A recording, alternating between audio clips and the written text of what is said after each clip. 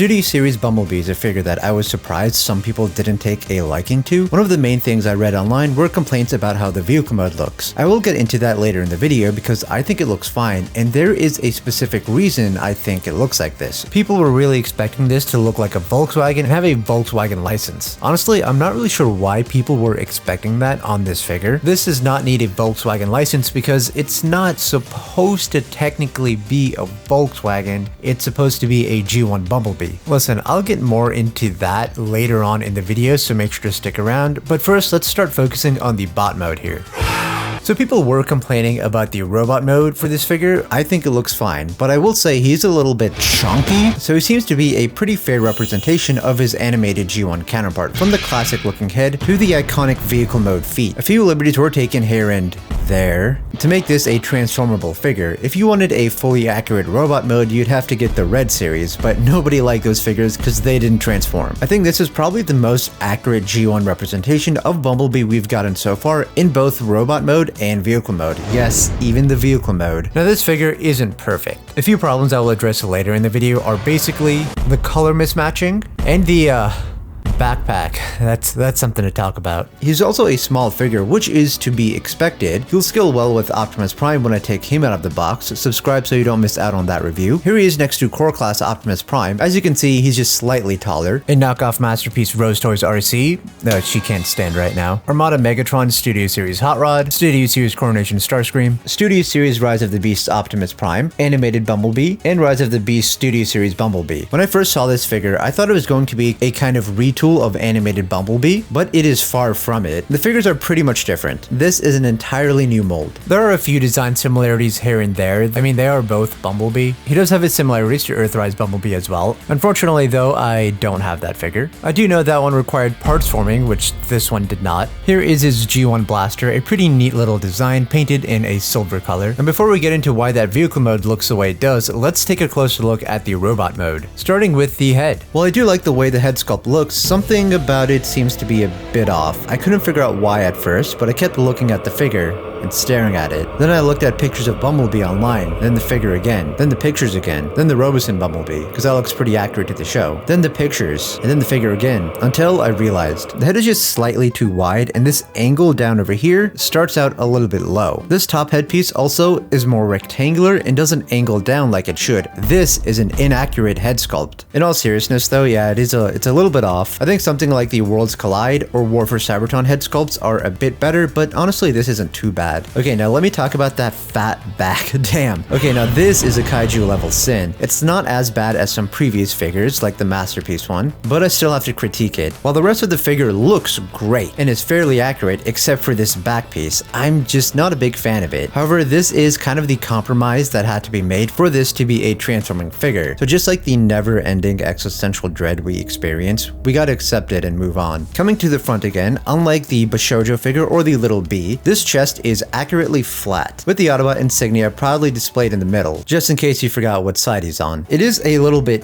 big and pronounced. I feel like he now has that Shockwave big booby thing where he can't see what's underneath him. No sign of Autobots! The chest also has some yellow paint, which doesn't really match this piece of plastic, and it might be hard to see on camera, but this yellow piece of plastic doesn't even match that. So for some reason, we got 3 different shades of yellow going on, and I'm not sure why at least this isn't the same color of yellow as the rest of the figure. However, we do get blacked out windows. This is all a plastic colored piece, which is why this is painted yellow. And I do prefer the blacked out windows over having transparent windows in a Transformers figure. Let me know if you agree or not in the comments below. The arms and the legs are pretty simple and blocky. Not much to say there, except that on the arms, once again, we do have that lighter yellow color of plastic, which once again really doesn't match the rest of the figure. I'm really not sure why they decided to go with 2 different colors of yellow plastic. Now the feet are accurate as they can be, or should I say, can Bumblebee.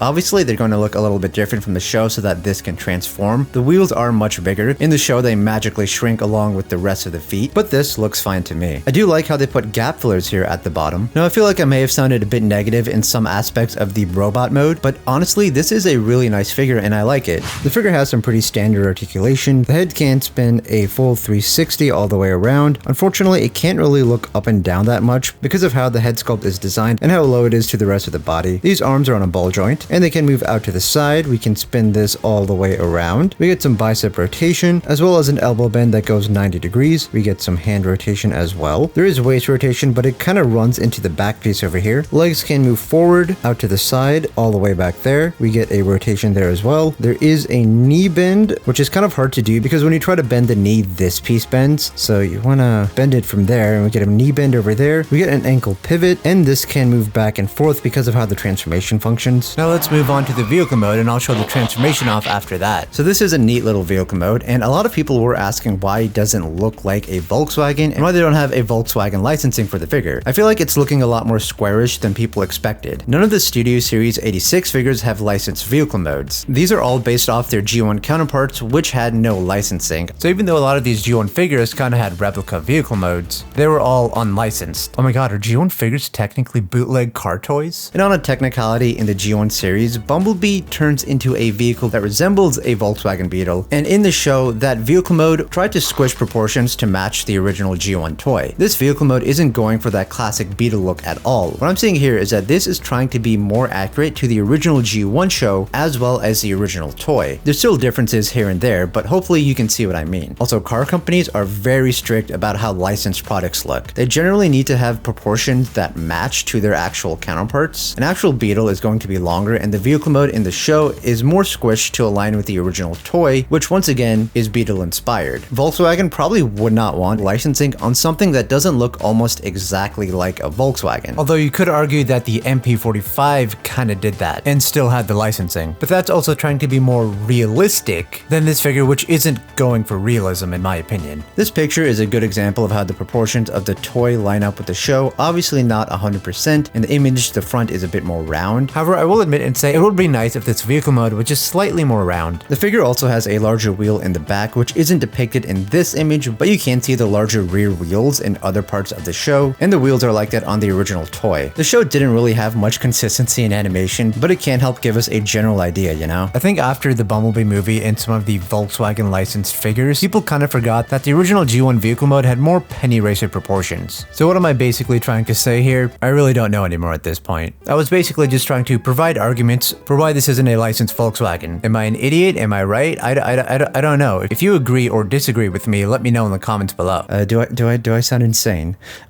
So this top area over here is flat because this forms the chest for the robot mode, which is supposed to be flat to be accurate to the G1 show. As we saw for the original vehicle mode, sometimes it varies in the show to where it's round or to where it's flat. The Autobot insignia is still going to be there, which is not like the show, but how it's like on the original toy. There's no way for that to disappear when transforming. There's an Autobot insignia here, which kind of just magically appears during the transformation. As you can see here, it's hidden away underneath the bot mode in the feet. That is such a cool little trick of engineering. And once again, because of the 3 different shades of yellow, there is a lot of color mismatch here, which I do think is unfortunate. The wheels do look nice and simple though, accurate to the show, and all 4 of them are pinned on, so it can roll around pretty easily. That's very fun to do. Nice bumper at the front with silver painted taillights, and over here at the back we have some red painted taillights with the rear bumper. And once again, I do prefer the blacked out windows. Now time for the transformation. Now transforming the figure is actually fairly simple. Now I really like the engineering they did on this figure to get it to transform. It is pretty impressive. First thing, we're going to start over here with that back piece, push it in slightly from down here so that way it untabs at the top so we can bring it up. We take this chest piece and take that out. Next, we're going to want to take the head and bring that all the way down in there like that and bring this back over there. Once that's in, we can now close the chest piece. We're going to take the arms, bend them at a 90-degree angle. Same with this one. Take this out, flip that around, take this out and flip that around as well. Come back here to the feet, open these up on both sides. We're going to take this flap out as well as this flap, and then we're going to bring these feet back in there. We can now take these flaps and bring them in, connecting them back over there. Same over here with this one. We're going to unhinge the figure from here and make sure it connects to there. And we're not going to connect the legs yet. I like to do that later. But now we are going to bring this leg up and we're going to shift this like so to where that Autobot insignia is now out. We'll grab this from here